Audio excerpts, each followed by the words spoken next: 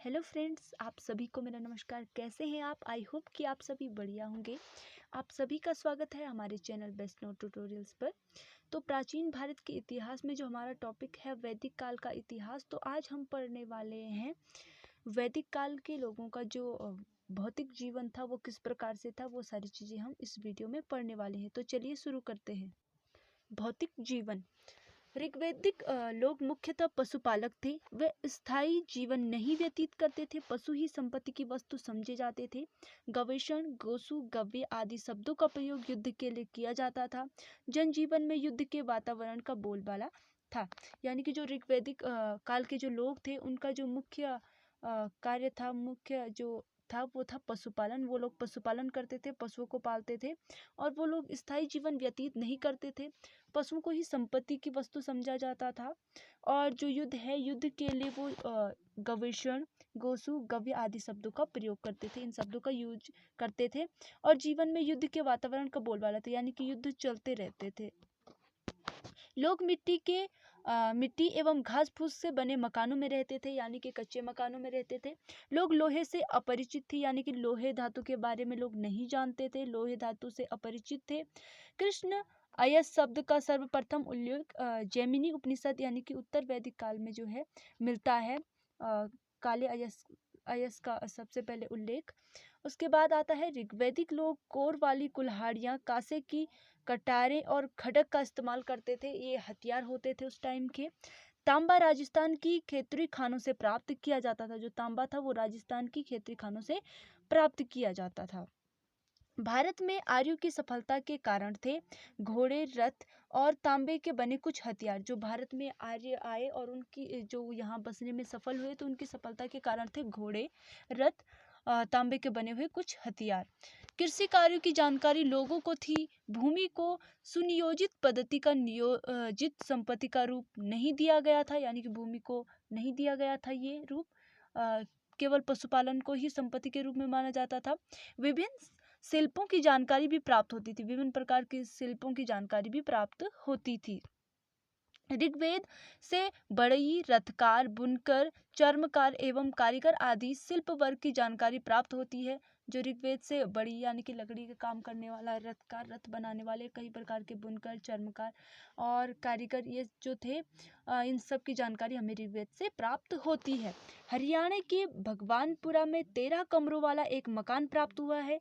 यहाँ 13 कमरों वाला एक मिट्टी का घर प्रकाश में आया है। यहाँ मिली वस्तुओं की तिथि का निर्धारण 1600 ईस्वी पूर्व से 1000 ईस्वी पूर्व तक किया गया है, यानी कितनी पुरानी वस्तुएं यहाँ से प्राप्त हुई हैं। जो कमरा की हरियाणा के भगवानपुरा में मिला है, 13 कमरों वाला एक कमरा, 13 कमरों वाला एक भवन मिला है, जिसमें कि क्या है, बहुत पुरानी पुरानी चीजें मिली है। वेदकालीन संस्कृति ग्राम प्रधान थी, यानी कि गांव के स्तर पर भी होती थी। नगर स्थापना ऋग्वेद काल की विशेषता नहीं है। जो नगर स्थापना है वो ऋग्वेद काल की विशेषता नहीं है। नगर निर्माण जैसे हड़प्पा सभ्यता में माना जाता है कि काफी नगरों का निर्माण हुआ था, जबकि ऋग्वेद काल में ये विशेषता नहीं थी। वो ग्राम प्रधान के तौर पे था, यानी कि गांव के विकास के आधार पे था। ऋग्वैदिक काल में बाल विवाह नहीं होते थे। ऋग्वैदिक काल की ये बात अच्छी थी कि उस टाइम पे बाल विवाह नहीं होते थे। प्राय जो विवाह होते थे वो 16 से 17 वर्ष की आयु में विवाह किया जाते थे। इनके बाद ही शादी होती थी, 16-17 वर्ष के बाद। प्रथा का प्रचलन नहीं था। जो पर्दा प्रथा होती है उसका प्रचलन नहीं था।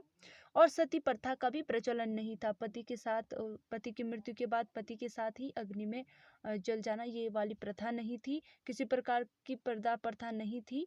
और स्त्रियों को राजनीति में भाग लेने का अधिकार नहीं था। जो स्त्रियां थी वो राजनीति में भाग नहीं ले सकती थी, उन्हें ये अधिकार नहीं दिया गया था। अंत्येष्टि क्रिया यानी कि अंतिम संस्कार में पुत्रों द्वारा ही संपन्न की जाती थी। जो अंतिम संस्कार होता था वो पुत्रों द्वारा ही संपन्न किया जाता है, आज भी वही है। और पुत्रियों द्वारा इसमें ये नहीं किया जाता था अंतिम संस्कार। स्त्रियों को संपत्ति संबंधी अधिकार नहीं थे। जो स्त्रियां थी उनको संपत्ति के संबंधी कोई अधिकार नहीं था। पिता की संपत्ति का जो अधिकारी होता था वो केवल पुत्र होता था, पुत्री नहीं होती थी। और पिता पुत्र के अभाव में, जैसे कोई पिता होता है उसका पुत्र नहीं होता था तो उसके अभाव में वो क्या करता था, गोद लेने का अधिकारी होता है, यानी कि दूसरे के बच्चे गोद लेता था अपनी संपत्ति के लिए वारिस विष के रूप में पुत्र को गोद लेता था, लेकिन पुत्री को उस संपत्ति का अधिकारी नहीं माना जाता था। अब आता है वर्ण व्यवस्था एवं सामाजिक वर्गीकरण। वैदिक काल में वर्ण व्यवस्था का क्या सीन था और सामाजिक वर्गीकरण किस प्रकार से था। वैदिकालीन समाज प्रारंभ में वर्ग विभेद में रहित था। जन के सभी सदस्यों की सामाजिक प्रतिष्ठा समान थी। ऋग्वेद में वर्ण शब्द कहीं कहीं रंग तथा कहीं कहीं व्यवसाय के रूप में भी प्रयुक्त हुआ है। अब ऋग्वेदिक काल का जो समाज है उसमें जो ऋग्वेद वेद है जो उसमें जो वर्ण शब्द का प्रयोग हुआ वो कहीं तो रंग के रूप में हुआ है, जबकि कहीं कहीं व्यवसाय के रूप में भी हुआ, बिजनेस के रूप में भी उसका यूज किया गया है वर्ण का। इसके बाद आगे आता है प्रारंभ में ऋग्वेद में तीनों वर्गों का उल्लेख प्राप्त होता है। ब्रह्मा, क्षेत्र तथा विष ब्रह्मेय यज्ञों को संपन्न करवाते थे। हानि से रक्षा करने वाले जो छत्र होते थे जिन्हें क्षत्रिय बोलते ही यजमान कहलाते थे। शेष जनता विष कहलाती थी। जो शेष जनता होती थी उनको नाम दिया जाता था विष। इन तीनों वर्गों में कोई कठोरता नहीं थी। एक ही परिवार के लोग ब्रह्म क्षत्रिय विष हो सकते थे। ऐसा नहीं था कि केवल ब्रह्म जाति के लोगों के परिवार में ब्रह्म ही पैदा होंगे, ब्राह्मण ही पैदा होंगे, या क्षत्रिय जाति के लोगों के परिवार में केवल क्षत्रिय ही पैदा होंगे। ऐसा नहीं था। एक ही परिवार में तीनों लोगों का होना भी संभव था। ऐसा हो सकता था अगर पिता ब्राह्मण है तो वो कर सकता है, और पुत्र क्षत्रिय हो गया तो हो सकता है। इस तरीके से ये नियम नहीं थे। ऋग्वैदिक काल में सामाजिक विभेद का सबसे बड़ा कारण था आर्यों का स्थानीय निवासियों पर विजय। यानी कि जो ऋग्वैदिक काल में जो सामाजिक विभाजन का मेन जो कारण है वो है कि आर्यों के द्वारा जो वहाँ के स्थानीय निवासी थे उन पर विजय प्राप्त करना, उन पर विजय प्राप्त करके सामाजिक विभेद उत्पन्न हुआ था। उसके बाद आता है वर्ण व्यवस्था जन्मजात न होकर व्यवसाय पर आधारित होती थी, क्योंकि एक ही परिवार में कई तरीके के लोग पैदा हो सकते थे, ब्राह्मण भी हो सकते थे, क्षत्र भी, वैश्य भी हो सकते थे। तो वर्ण व्यवस्था जो थी वो जन्मजात न होकर यानी कि जन्म पर आधारित नहीं होती थी, बल्कि व्यवसाय पर आधारित होती है। व्यवसाय परिवर्तन भी संभव था। व्यक्ति अपना व्यवसाय परिवर्तन भी कर सकता था। ब्राह्मण से क्षत्रिय में, क्षत्रिय से वैश्य में जा सकता था। एक ही परिवार के सदस्य विभिन्न प्रकार अथवा वर्ग के व्यवसाय करते थे। एक वैदिक ऋषि जिनका नाम है अंगिरस, तो उन्होंने ऋग्वेद में कहा है कि मैं कवि हूँ। उन्होंने स्वयं के बारे में बताया है कि मैं कवि हूँ, अंगिरस जी ने, और मेरे जो पिता हैं वो वैद्य हैं, यानी कि वो डॉक्टर थे, और मेरी माँ अन्न पीसने वाली है। तो एक ही परिवार में विभिन्न तरीके के काम करने वाले वो खुद तो कवि हैं, उनके पिता वैद्य हैं और उनकी माँ अन्न पीसने वाली है। अतः वर्ण व्यवस्था पारिवारिक सदस्यों के बीच भी अंतर परिवर्तनीय थी, यानी कि परिवार के सदस्य भी अपने व्यवसाय को परिवर्तन कर सकते थे, उसमें परिवर्तन ला सकते थे। समाज में कोई भी विशेषाधिकार संपन्न वर्ग नहीं था। ऐसा नहीं होता था कि सीमांती वर्ग अलग और बड़े वर्ग के लोग अलग, ऐसा नहीं होता था। कोई किसी को भी ज्यादा विशेषाधिकार प्राप्त नहीं थे। ऋग्वैदिक काल में दास प्रथा विद्यमान थी। जो ऋग्वैदिक काल था उसमें दास प्रथा क्या थी, मौजूद थी। गायों, रथों, घोड़ों के साथ साथ दास दासियों के दान देने के उदाहरण प्राप्त हुए। ये उदाहरण हमें ऋग्वेद से प्राप्त हुए हैं। धनी वर्ग में संभवतः घरेलू दास प्रथा ऐश्वर्य के एक स्रोत के रूप में विद्यमान थी, किंतु आर्थिक उत्पादन में दास प्रथा के प्रयोग की प्रथा प्रचलित न थी। ऋग्वैदिक आर्य मांसाहारी एवं शाकाहारी दोनों प्रकार के भोजन करते थे। यानी कि जो ऋग्वैदिक आर्य होते थे वो मांसाहारी भी थे तो कुछ शाकाहारी भी थे, यानी कि दोनों टाइप के लोग होते थे। और भोजन में दूध, घी, दही, मधु, मांस आदि का प्रयोग होता था। इन सारी चीजों का प्रयोग उन भोजन के रूप में वो लोग करते थे। नमक का उल्लेख ऋग्वेद में अप्राप्य है, यानी कि जो नमक है उसका उल्लेख ऋग्वेद में नहीं किया गया है। पीने के लिए जल नदियों और निर्घरों यानी कि उत्स तथा कृत्रिम कूपों से प्राप्त किया जाता था। विभिन्न प्रकार से प्राप्त किया जाता था, नदियों से, कुओं से, और इस प्रकार से पीने के पानी की व्यवस्था की जाती थी। सोम भी एक पेय पदार्थ के रूप में प्रसिद्ध था। इस आह्लादक पेय की स्तुति में ऋग्वेद का 9वां मंडल भरा पड़ा है। इसके बारे में बताया गया है सोम के बारे में।